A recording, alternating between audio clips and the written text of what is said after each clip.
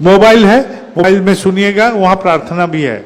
सुबह का प्रार्थना कैसे किया जा सकता है, जरूरत हो उपासना देखिए, देख देख के कीजिए। यहाँ सारे दादा लोग, कर्मी लोग, सेवक लोग, माँ लोग, जो लोग यहाँ सुन रहे हैं, सारे इस बात को ध्यान लगाइए कि हर परिवार जो लोग ईशभीति परायण होकर चल रहे हैं, उन लोग के घर में कम से कम ठाकुर जी का आसन रहेगा। और कम से कम हर दिन नहीं तो सही, कम से कम शुक्रवार का दिन शुरू करेंगे। शुरू कीजिए, एक दिन से शुरू कीजिए। एक को अनेक कर सकते हैं, लेकिन शून्य को आप जितना भी मल्टीप्लाई कीजिएगा वो शून्य ही निकलेगा। लेकिन एक बनने से उसको कम से कम आप जितना भी मल्टीप्लाई करना चाहेंगे वो बनते जाएगा। लेकिन ये जीरो को आप किसी से मल्टीप्लाई कीजिए वो जीरो ही निकलेगा। तो कम से कम ठाकुर जी का आसन हुआ, सप्ताह में एक दिन प्रार्थना हुआ।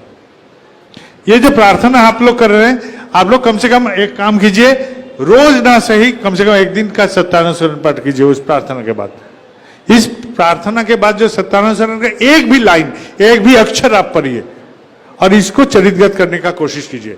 हर हफ्ता, सारे हफ्ता में आप सोचिए, इस बारे में सोचते रहिए, हम कितना तक पाए हैं, इसको कितना तक कर पाए हैं, खुद के लिए सोचिए।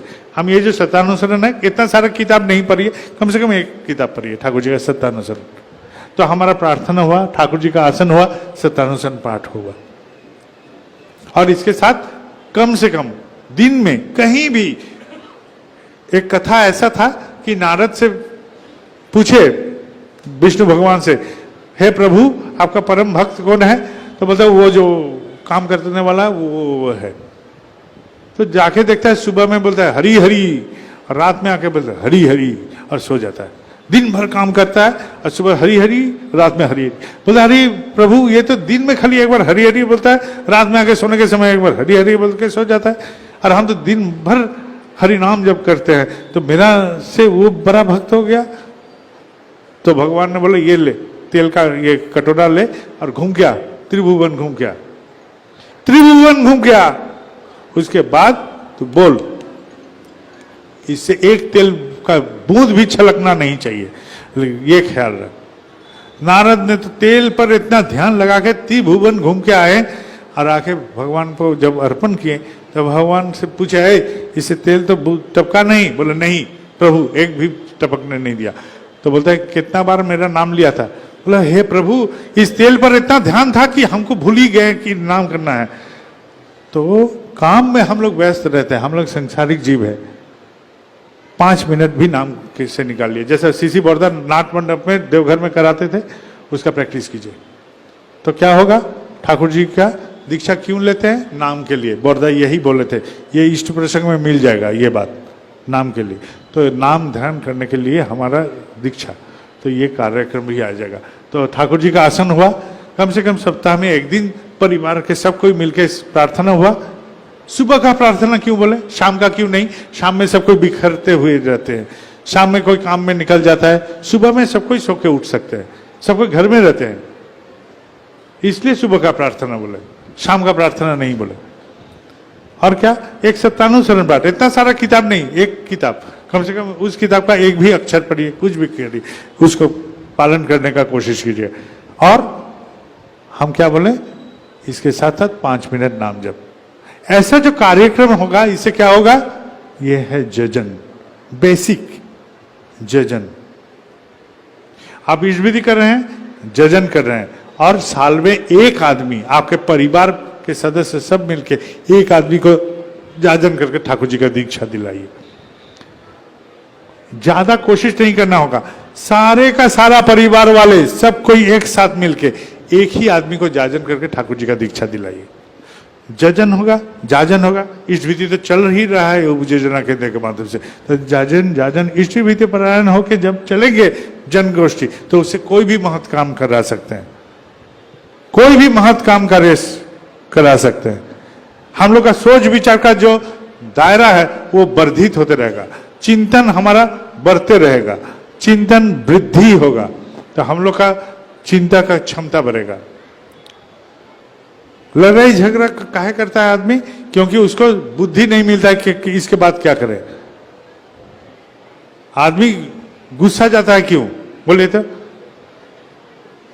आप लोग में भी गुस्सा हो जाता है, लड़ाई हो जाता है मतभेद के कारण, तो ये क्यों आता है? क्योंकि बुद्धि वहां नहीं खोज पाता है क्या करना चाहिए, बुद्धि धक्का लग जाता है। बुद्धि का धक्का लगने से क्रोध का उत्पन्न, और जहां बुद्धि का धक्का नहीं लगता वहां आवाज नहीं।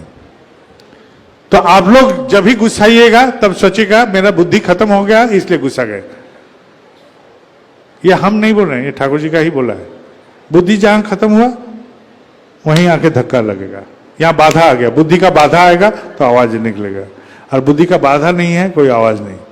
तो जब आपका गुस्सा आएगा आप बोलिएगा मैं अक्रोधी, मैं अमानी दीक्षा के समय बोलते हैं प्रैक्टिस खुद कीजिए, हमको करना है। मैं अक्रोधी, मैं ये सोचता हूं मेरा बेटा जो है वो हमसे पूछता है अच्छा वो तो आता है लेकिन हम कैसे उसको उत्तीर्ण करें, उत्तीर्ण कैसे करें?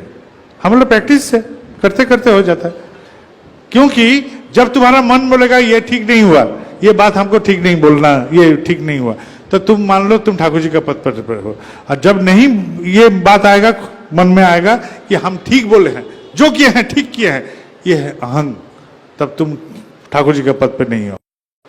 इससे बेहतर हम बोल सकते थे, इससे बेहतर, इससे और बढ़िया हम आचरण कर सकते थे, इससे बढ़िया और भी सुंदर हम कर सकते थे। मेरे ठाकुर जी होते तो ऐसा शायद नहीं करते, हम कर दिए, हमारा गलती हुआ। और गलती होने से चुपचाप बैठिए, वहां भी अहंकार है, मत बोलिए कि हमको गलती हो गया, आपसे ऐसा बात नहीं बोलना चाहिए था। ये भी बोलने के लिए दम चाहिए। विनम्रता एक दम है, दम। हम विनम्र है तो दम है, उद्धत है। हमको पूछता है अब मेरा बेटा, पीछे में इतना सारा आदमी जब जाता है तो भीतर में थोड़ा सा भाव ऐसा होता है कि कोई हमारे पीछे है। हम बोले पूरा पीछे का भीड़ को जीरो समझो, कितना भी आदमी पहुंचे सबको जीरो समझो, तुम अकेले क्या हो वही समझो, खुद हो। पीछे का आदमी का भीड़ का कोई ठीक नहीं है, सब शून्य है। मैं अकेला हूं, मैं एकमात्र हूं, अकेला हूं, आप हैं और हम हैं। पीछे में 5 आदमी का पैर का आवाज सुनने से हमको लगता है कि हाथ फूल जाता है, ये गलत है। हम लोग कुछ नहीं है, हम लोग को जो भी प्राप्ति हुआ है ये ठाकुर जी के माध्यम से, या तो किसी माध्यम से। मान लीजिए आप हायर ऑफिसर हैं, आपके पीछे आदमी दौड़ा है, वो पोस्ट के कारण, आपके लिए नहीं। बिना पोस्ट का, बिना कुछ का आपके पीछे जब आदमी दौड़ना शुरू करेगा तब समझिए आप ठाकुर जी के पास पहुंचे। कोई नहीं जानता है उस जगह में यदि आपके पीछे 100 आदमी दौड़ता है तो समझिए आप ठाकुर जी का हुए हैं। चिंते हुए आप जिस गांव में दीक्षा देने जाते हैं ऋतिक देवता बनके, ऋतिक देवता बनके भी तो वो थप्पा लग रहा है ठाकुर जी का।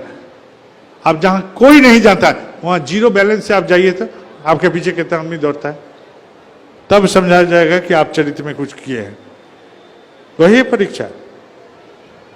हम बाबायदा होने से तो, सत्संग बिहार में जाने से तो आदमी दौड़ेगा, उसे मेरा ठेंगा, उसे कोई फायदा नहीं। हमको जो जहां नहीं जानता है वहां जाके हम क्या करते हैं, वहां हमारा परिचय, हम कुछ आदमी बने हैं, मैं कुछ इंसान बना हूं, उसका परीक्षा, उसका लक्षण वहां होगा। ये सत्संग बिहार का भीड़ जीरो है मेरे लिए, यहाँ का भीड़ से बाबायदा का परिचय नहीं होगा। बाबायदा का परिचय होगा एकदम जहां कोई उसको नहीं जानता है, वहां वो क्या आचरण करता है, उससे वो आदमी लोग कैसे प्रभावित होता है, वो देख के पता चलेगा ये आदमी से कुछ बनेगा कि नहीं।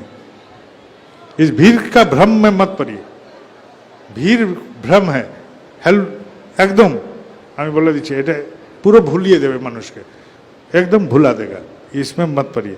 ठाकुर जी आप इस हृदय में घुसिए, हम आपका माध्यम होना चाहते हैं, सेवक होना चाहते हैं, यही हमारा उपयोजना केंद्र का लक्ष्य होना चाहिए। और जो बात बोले ये है उपयोजना केंद्र का बेस, यही होना चाहिए। ये चीज को उपयोजना केंद्र में शामिल कीजिए। हम जो त्रिपुरा में गए, हम त्रिपुरा में गए थे तो हम बोले कि देखो एक भी मोबाइल में मेरा फोटो नहीं उठेगा, एक भी फेसबुक में अपलोड नहीं होगा, यही है मेरा दक्षिणा, ठीक है। वहां से एक भी फोटो आया, यहाँ किसी को नहीं आया। वो लोग एक बात में समझ गया कि बाबायदा बोला है तो हम लोग मान लेंगे, तो वो लोग कर देगा, क्योंकि एक आदमी से कम निमग्न हुआ है, इसका बात रक्षा करेंगे। यहां बोलेंगे तो तब तक लोड हो जाएगा। यूनिटी नहीं होगा तो कभी एक्सपेंशन नहीं होगा। ये यूनिटी होना चाहिए कि एक बात से हम चलेंगे, नहीं तो समाज नहीं है। असामाजिक जीव है, एक आदेशे चले যারা তাদের নিয়েই সমাজ গড়া। तो कोई भी आदेश आएगा तो क्या एक साथ चल पाइएगा आप लोग? कितना गुरु भाई संख्या से मत मापिए। हाँ, ये जो